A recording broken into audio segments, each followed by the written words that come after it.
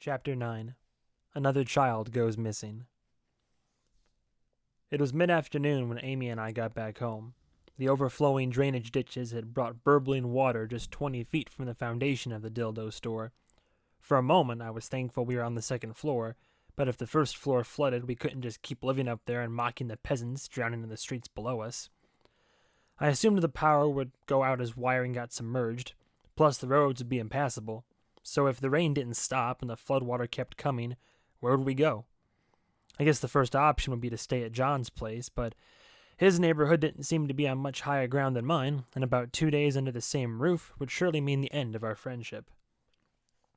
Amy got out of her wet clothes and collapsed on the bed as soon as we got inside. She had to be back at work at 11. To keep food on my table. I lay there with her for a while, my arm around her shoulders, her facing away from me. "Are you okay?" she muttered. "As okay as is reasonable to expect a person to be after this particular day." She lay in silence for a bit, while I tried to think of how to phrase this next question. I said, "The thing that was pretending to be me, my doppelganger, it didn't hurt you, did it? It didn't try to assault you?" No. Okay. Silence. "But I know you're not telling me something." "I swear to God, David, that I've told you every useful piece of information I can recall, and if I remember more, I'll tell you that too. But no, I don't feel like reliving every single moment of what happened today. That shouldn't be this hard to understand. It's just, you don't keep things from me. Ever. That's not you. I keep things from you that you don't want to know." No. Like what?" "David, I need to sleep. When we fight, I cry, and I get this adrenaline rush, and then instead of sleeping, I lay here for 6 straight hours thinking about what we yelled at each other. Just let me sleep." "I don't want to fight, but, what do you keep from me? Just give me an example. What do you feel like you can't tell me? You told me how the painkillers make you constipated. If you were comfortable sharing that, I can't tell you things that are going to send you spiraling into another depression. I mean, just what I'm saying now, I feel like that's enough to do it." "I'm sorry if I give that impression, but come on, if I told you, Amy, there are really important things that I withhold from you, you'd drive yourself crazy trying to find out what it was. There's nothing I could say that would be worse than what you'd guess. Give me an example, that's all." She sighed, rubbed her eyes, and said, "We didn't have enough to make rent in February. I had to borrow it from John." I felt a black ooze of shame bubble up from a drain in my skull. Hey, she was right. I tried to formulate the perfect response, one that would reassure her, one that would convince her that she was being silly, that I wasn't so fragile. 20 minutes later, I was still trying to formulate the response, and by then, Amy was snoring softly, like she does. I quietly got up and closed the bedroom door. I went to the bathroom, stood over the sink, just staring at myself in the mirror. Then it hit me. There is no drip. It was still pouring outside, but the ceiling was dry. Wait, did the David Doppelgänger actually fix the roof? I shuffled back through the kitchen. The breakfast plates in the sink, the syrup. I tried to picture Amy eating breakfast with a functioning copy of me, having a casual conversation with it. The junk had been cleared from the card table. The last round of crap I'd been mailed. The Rodman book and the demon marble. All of it was gone, and I didn't see it on the floor. I went to the junk room, and sure enough, the stuff had been stashed away, presumably by my doppelganger. It was now arranged neatly on a shelf, right next to the one-armed concrete snowman we always kept in there. My phone rang. It was John. I answered. "Fuck you and all the child slaves who manufactured your phone. Shit just got real. Turns out there are more." "More what?" "Maggie wasn't the only kid to go missing last night. There was at least one more." "Oh, fuck." "Kid belongs to a single mom. Report didn't get taken seriously by police dispatch because she sounded out of her mind. Hers got taken around the same time, they think." "What the hell, John?" "I got in touch with her. Her name is Chastity Payton. She's willing to talk to us." "Of course she is." "She lives at Camelot Terrace." "All right. Want to come pick me up?" "I'm downstairs in the parking lot." "Of course you are. Give me a minute." "One more thing. It can't wait 30 seconds until I come downstairs? No. I was getting ready to leave, and I go to grab my keys, but I couldn't recall where I left them. Then I said to myself, oh, I know where they are. You want to guess where I thought they were? I've totally lost track of the story. I was convinced my keys were in the closet, in the pitcher. I could vaguely recall sealing them in there for some reason whatsoever. For no reason whatsoever. It was the fuck roach, trying to get me to come let it out. Holy shit, that's weird. You can't keep that thing at the house. It's gonna mess with your brain. Well, what else can I do with it? Yeah, one of these days we should establish some kind of procedure for that. For all of this. Anyway, I buried it in the backyard. We'll see if that helps. I hung up and headed down. John urgently met me at the bottom stair, grabbing my arm and hustling me around the front of the building and through the entrance of the dildo store. What the? Ted Knoll just pulled in. I turned and saw the red Impala slide into a parking space. I assumed he wasn't here for a pair of edible panties. We pushed our way toward the back of the store and hid behind a shelf. Behind us was a huge wall of life-size silicone butts. Jesus Christ, John. He couldn't wait one day to go on a vigilante rampage? He should be home with his daughter. How long would you wait? I glanced back at the butts. What are those for? Dave, I can't emphasize enough how growing up in this town has stunted your worldview. Ted stepped out of the car, striding through the rain and looking for an entrance to the upstairs apartment. No sign he'd seen us. John said, what are we going to do if he goes upstairs? Amy's up there. Yeah, we need a plan. How about we just go out there and tell him the truth?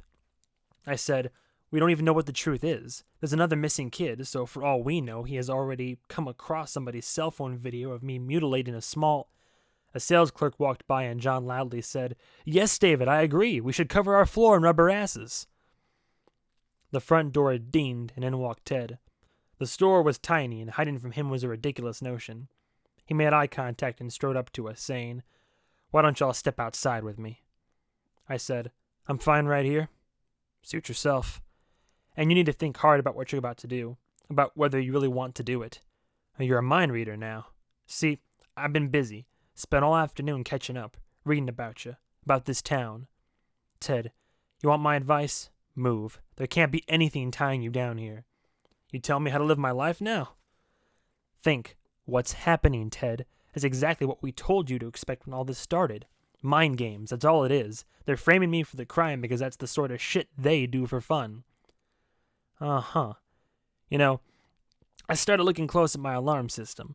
Couldn't get past the fact that nothing tripped it, that the cameras went dark at just the right time. I haven't called Littleton, the company I bought it from.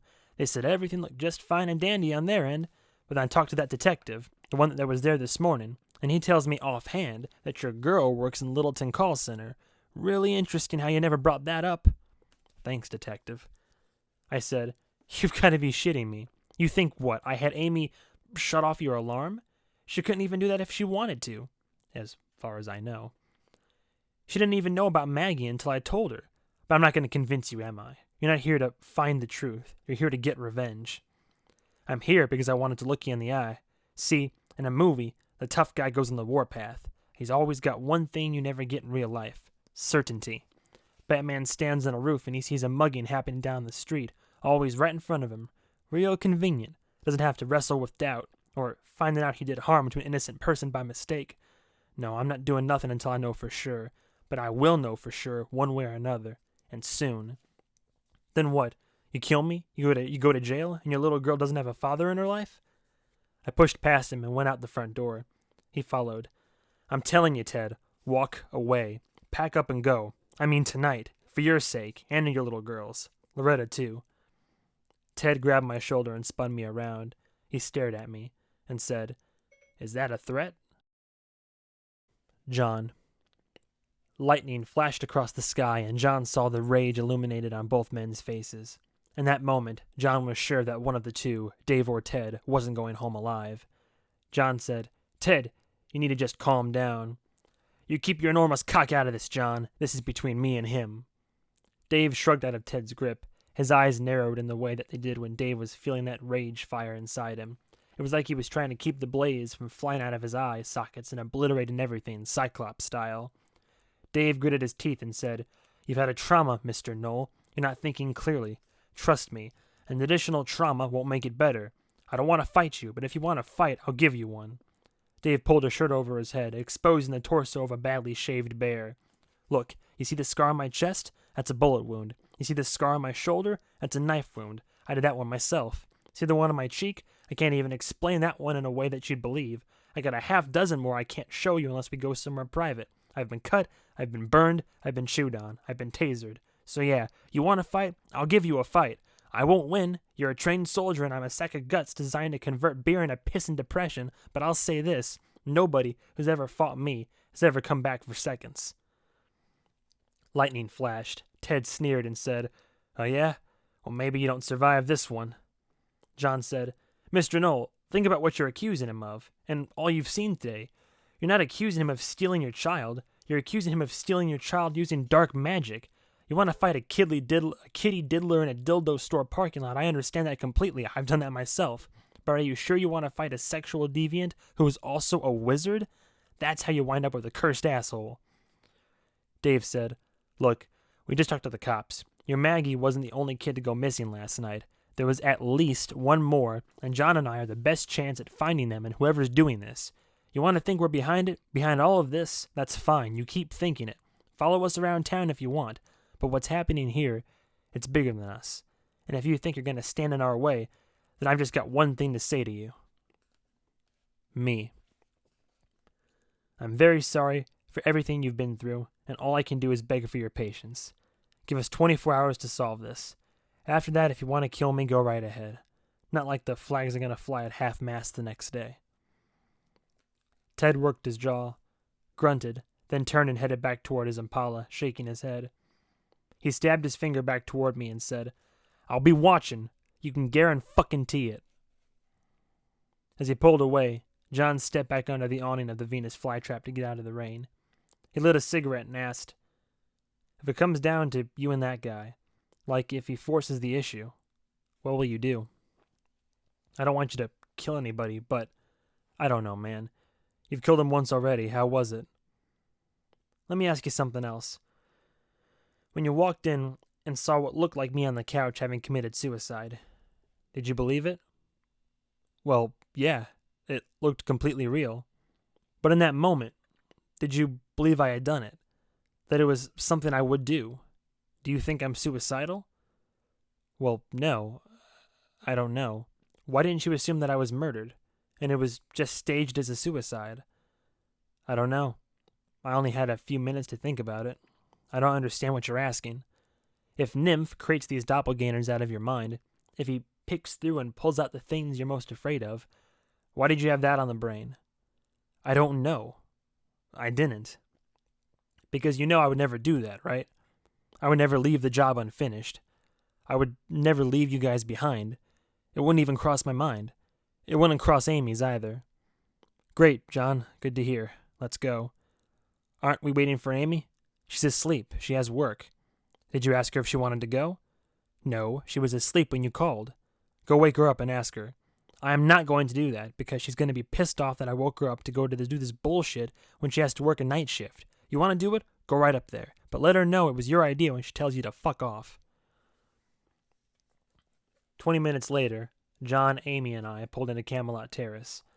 Not the best trailer park in town, but not the shittiest either. Maybe the fourth shittiest. The detective said she was nuts, said John, but who knows what that even means in this town. I asked her how to find the trailer, and she said look for the one with the sandbags. Amy said, She's a single mom? Yeah, don't know if there's a dad in the picture somewhere. That's interesting. The Knowles were separated. Could be a pattern. John said, I don't think that's a pattern in these crimes so much as just a pattern in America in general. Also got a similar sounding name to the other kid. Mikey. Amy said, Up there. Chastity's trailer was, in fact, the only one in the park with a waist-high wall of white sandbags around it. We climbed over the barrier and knocked. The door was opened by a black woman who was built like an NFL defensive lineman. As a greeting, she said, Oh, shit! John said, Miss Payton, my name is... I know who you are. I got the internet. And there's supposed to be a third one, little redhead girl with glasses. Oh, there she is. Didn't see her standing off to the side. I said, Yeah, did John explain why we're here? Come in. You look like a bunch of pissed-on toilet rats out there. The furniture and floor of Chastity's living room were covered in clear plastic drop cloths, like she was expecting a bloodbath. There was a huge stuffed fish mounted on the wall.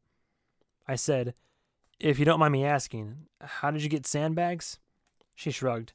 "I paid a couple of guys to put down sandbags. Did it 2 weeks ago, only took 'em one day. Couple of rednecks worked like horses.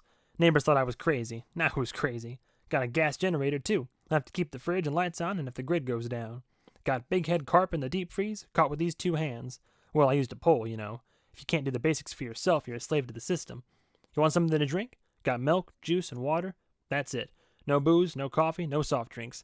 Can't afford addiction in my life. You gonna ask me about Mikey?" I said, yeah. Before he went missing, did a creepy guy come around? A stranger, I mean? Not that I saw. Is he a ghost? John said, "Why do you ask that? Whoever took Mikey, he was a ghost or a ninja, and I think I would have still heard a ninja. I was sleeping right there on that sofa at the time. Guy would have had to go right past me twice, and I'm a light sleeper. And even if this freak's a master of stealth, even if he can float across the floor like a hummingbird, you'd think Mikey would have made a fuss all the way out the door. This is a boy who kicked a hole in the paneling by the bed because he was having a bad dream. You found that little blonde girl out by the spooky old mine, right? You check around there real good to make sure no other kids were stashed by?" We actually hadn't done that, but John said, "Yeah, the cops are swarming that whole place, but they haven't turned up anything. Not a lot of places to hide somebody. There's those few cabins and stuff, but nobody lives around there. Nobody wants to. People think the devil lives down in that mine. Of course, that's just people telling stories. I always tell them, you want to see where the devil lives? You look in your own heart. You couldn't have put him inside the mine itself?" I said, "Oh, no, there's tons and tons of rock sealing it off. Just making a path through it would be a major earth-moving project. Guy would need a backhoe or something." "You didn't see anything unusual?" "I don't even mean that night. I mean anything at all leading up to it, even if it was months ago. Mikey never said anything strange to you or had weird dreams?" "Nope." "Teachers at school never reported any odd behavior?" "I homeschool. Don't need the government programming my boy to be a drone." That fact seemed significant to John, judging by his face. Before I could ask why, Chastity said, "But of course, there is the Batmantis." Amy said, "The what?" "The flying monster that's been stalking this place for the last few months. You of all people should have heard of that one." John said, "I probably have an email buried in my inbox somewhere." Chastity asked, "You want to see it?" I let out an exhausted sigh and said, "Sure, why not?" It turned out Chastity was just offering to show us a video of the monster. She didn't have the creature tied up in her closet or anything. She took us into her bedroom and pulled out a laptop that was at least 4 years old but didn't have so much as a fingerprint on it. She stored it in its original box when not in use, and it looked like she thoroughly cleaned it after each session. She navigated to a YouTube video with only 165 views. It got off to a very slow start. It was a guy using his phone to record an attempt to train his Pomeranian to catch a frisbee. After 3 attempts resulted in the plastic disc bouncing off the confused dog's face. Suddenly, someone in the background screamed, and the cameraman panned up to the sky. The creature that was flapping its wings up there was just low enough to make it abundantly clear that it was not a bird. From its silhouette, it appeared to be a pair of leathery bat wings connected by a body that looked something like a praying mantis that had been in a terrible accident. A moment after it was spotted, it swept back its wings and dive-bombed the cameraman. The moron continuing to film as the winged horror swooped down. There was a blur and a yelp, and now the creature was flying back up, the cameraman's little dog curled up in its hooked front legs. The title of the video? Batmantis? Chastity clicked back and paused the video near the middle, so we could get the clearest look at the thing as it skimmed the ground to snatch its prey. It was pure white. The wings didn't match the body. One of its hooked front legs was much smaller than the other. The midsection was wider than the rest, as if it had a beer belly. It had a pair of big, dark eyes, but the shape of its brow gave it an expression like it was confused by the world it had been born into. "Ever seen one of them before?" John said nothing. Amy looked pale. I said, "It's, not in our database." "Now hold on, there's more here." She hit play and the video cut away, picking up in another location, the scrapyard south of town. It was nighttime, a flashlight beam bouncing between the rows of rusting abandoned vehicles. The cameraman was no longer alone. He was flanked by 2 men with hunting rifles. In a harsh whisper, the cameraman said, "There, up there." The Batmantis was crouched atop a stack of 6 flattened cars. The top vehicle was an old convertible the monster was using as a nest. Muzzle flash and thunder filled the air, the men firing at the winged beast. It flinched and flew away, in seconds becoming a pale speck in the sky. The men approached the nest, and the cameraman climbed up the stacked cars to peer in, presumably holding out some faint hope that he'd find his dog alive in there. He shined his flashlight into the open interior. The beam illuminated a bowl-shaped structure, like a huge bird's nest, filling the space where the front seats had once been. The nest was made of small bones, many still pink with blood and specks of remaining meat. Winding through the bones were colorful bits of rope and leather straps, speckled with shiny bits of metal here and there. Dog collars and leashes, dozens of them. The cameraman screamed and the video ended. The only YouTube comment was simply, "Fake." I heard rapid footsteps behind me, and turned to see Amy was gone. From down the hallway in the direction of what was hopefully a bathroom, I could hear her retching.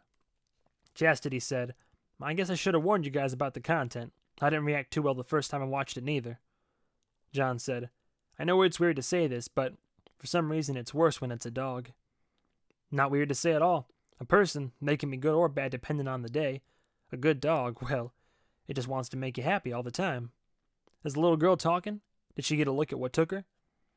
John started to answer, but I quickly jumped in. She didn't see much, but she didn't describe getting swept up into the sky by a giant white mantis bat either. That seems like the kind of detail even a child wouldn't leave out. She said, "So, am I to understand that this here monster's appearance and Mikey's disappearance were totally unrelated?" John said, "In this town, very, very possible." He looked at me. "We'll need to give it a name." "It has a name. As far as Mikey, we're not ruling out anything. The fact that we found Maggie safe and sound should give us optimism, if nothing else." Amy returned, and she and Chastity started simultaneously apologizing over one another, the way women do. Chastity said, "You didn't tell me how much you charge." Amy said, "Oh, we don't." "Well, you do now. Either you're taking this job or you're not. I don't want some halfway bullshit where you act like you're doing me a favor and congratulating yourselves for making half an effort. This is work I need done. If you take it on, I want you to treat it like work." I thought for a moment and said, "Our fee is $275, payable if we find him." Amy and John both looked at me, wondering how in the hell I'd come up with that exact number. John said, "How much does Mikey weigh?" "About 65 pounds? He nodded. "Yep, 275. Amy said, "Payable after we bring him back." We all stood, told Chastity we'd be in touch, and, once more, we were driving through the rain. I asked Amy if she was feeling okay. She lied, yes. We drove in silence for a bit. Then, out of the blue, Amy looked right at me and said, "We can fix all this. I know we can. We can beat Nymph and find this other kid, and we'll be heroes. The cops will apologize, and Ted will see he was wrong, and everything will be okay." She nodded, as if agreeing with the words she just heard come out of her mouth. "Yes, everything will be okay." I said, "Amy, for all we know, there are already more kids missing as we speak. And just because you found Maggie in time, this kind of situation doesn't usually play out like that. Usually, by the time they get to where the bad guys hold up, they just find, well, a big pile of collars." Amy stared out of the rain-streaked passenger window in the back seat, and then burst into tears. I said, "What?